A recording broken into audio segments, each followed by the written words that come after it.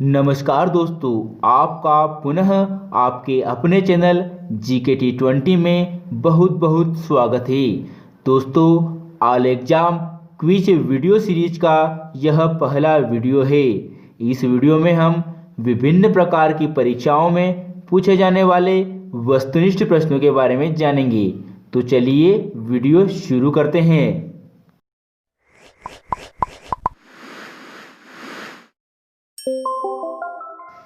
प्रश्न क्रमांक 1, भारत की प्रथम महिला IPS कौन थी? ए बछेंद्री पाल, बी इंदिरा गांधी, सी किरण बेदी या डी सरोजिनी नायडू। और इस प्रश्न का सही जवाब है ऑप्शन सी किरण बेदी। भारत की प्रथम महिला IPS किरण बेदी थी। सन 1972 में भारतीय पुलिस सेवा में सम्मिलित होने वाली वे प्रथम महिला अधिकारी है। प्रश्न क्रमांक 2, भारत और किस देश ने मध्यम रेंज की सतह से हवा में मार करने वाली मिसाइल MRSAM रक्षा प्रणाली का सफल परीक्षण किया है? A Japan, B America, C Israel या डी मालदीव। और इस प्रश्न का सही जवाब है ऑप्शन सी इजराइल।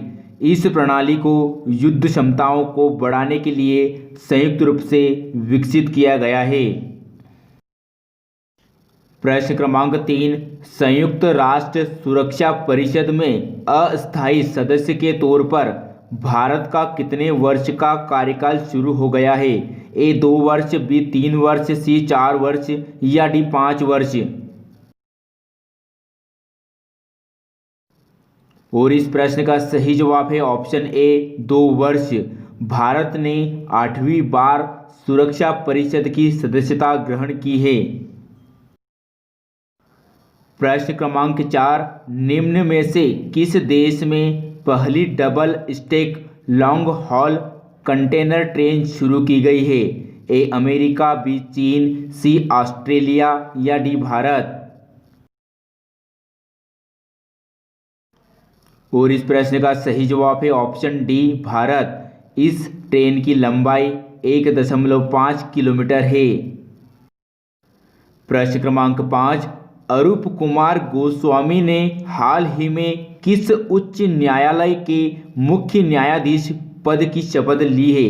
ए केरल उच्च न्यायालय, बी गुजरात उच्च न्यायालय, सी महाराष्ट्र उच्च न्यायालय या डी आंध्र प्रदेश उच्च न्यायालय।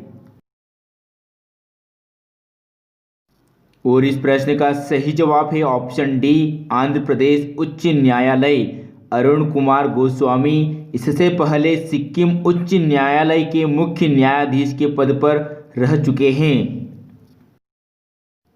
प्रश्न क्रमांक 6, डेमोक्रेटिक पार्टी की नैन्सी पेलोसी को कौन सी बार अमेरिकी प्रतिनिधि सभा का स्पीकर चुना गया है?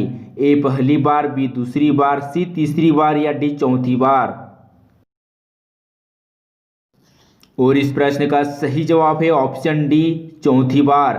स्पीकर अमेरिकी सदन का राजनीतिक और संसदीय नेता होता है।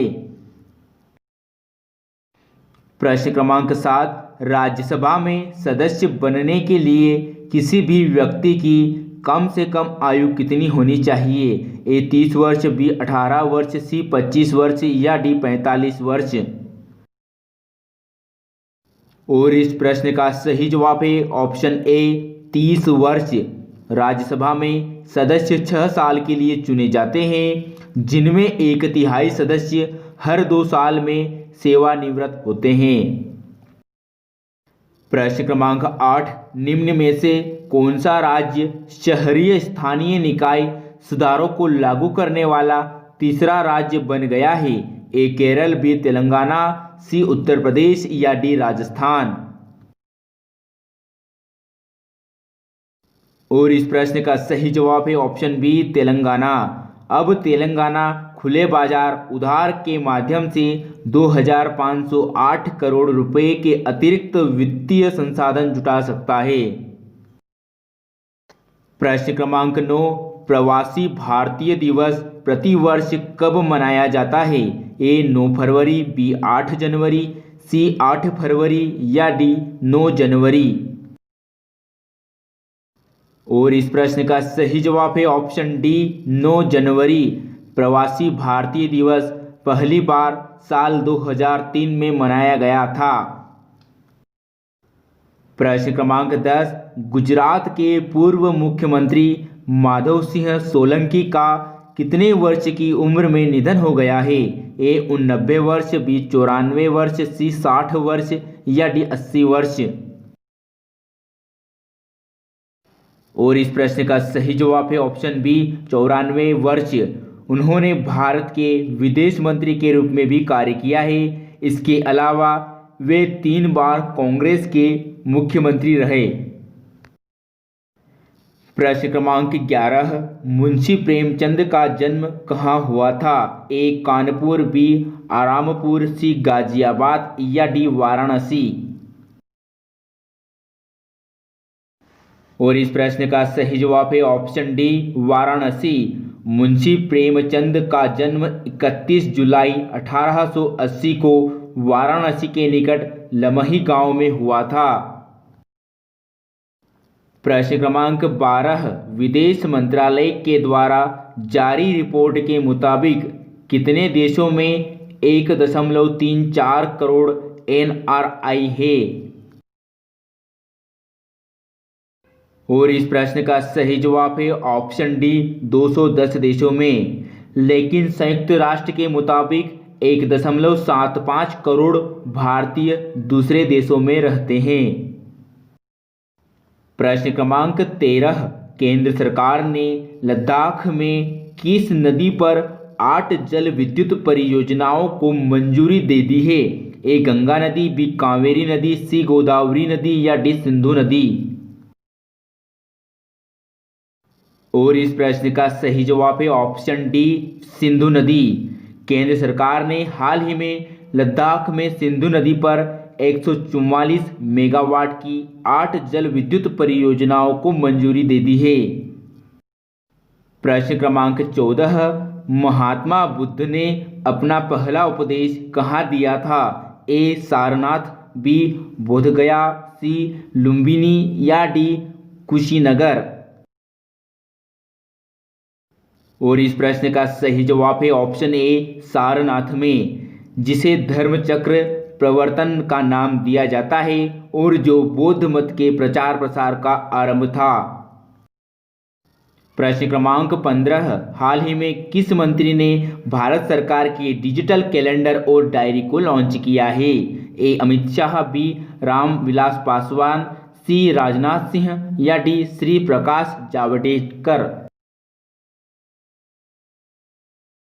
और इस प्रश्न का सही जवाब है ऑप्शन डी श्री प्रकाश जावड़ेकर। उन्होंने कैलेंडर और डायरी के एंड्रॉयड और iOS मोबाइल एप्लीकेशन की शुरुआत की है। प्रश्न क्रमांक 16, पेट्रोलियम को सामान्यतः किस नाम से जाना जाता है? ए हरित स्वर्ण, बी पीला स्वर्ण, सी काला स्वर्ण या डी श्वेत स्वर्ण। और इस प्रश्न का सही जवाब है ऑप्शन सी काला स्वर्ण। पेट्रोलियम को सामान्यतः काला स्वर्ण नाम से जाना जाता है। पेट्रोलियम उत्पाद भारत की सबसे बड़ी आयातित वस्तु है। प्रश्न क्रमांक 17, फतह 1 जिसका सफल परीक्षण किया गया वह किस देश की स्वदेशी रॉकेट प्रणाली है? ए अफगानिस्तान, बी पाकिस्तान, सी रूस या डी जापान। और इस प्रश्न का सही जवाब है ऑप्शन बी पाकिस्तान। फतह 1 प्रणाली 140 किलोमीटर की दूरी तक लक्ष्य को मार गिराने में सक्षम है। प्रश्न क्रमांक 18, भारत की संविधान सभा की संघ शक्ति समिति के अध्यक्ष कौन थे? ए doctor Rajendra Prasad, B JB Kripalani, सी सरदार वल्लभ भाई पटेल या डी जवाहरलाल नेहरू। और इस प्रश्न का सही जवाब है ऑप्शन डी जवाहरलाल नेहरू। संविधान सभा ने संविधान निर्माण हेतु अनेक समितियां नियुक्त की, जिसमें संघ शक्ति समिति के अध्यक्ष नेहरू थे। प्रश्न क्रमांक 19, हाल ही में किस राज्य ने धिया दी लोहड़ी और बसेरा योजना लॉन्च की है? और इस प्रश्न का सही जवाब है ऑप्शन ए पंजाब। पंजाब के मुख्यमंत्री कैप्टन अमरिंदर सिंह ने राज्य के लिए कई कल्याणकारी योजनाओं की घोषणा की।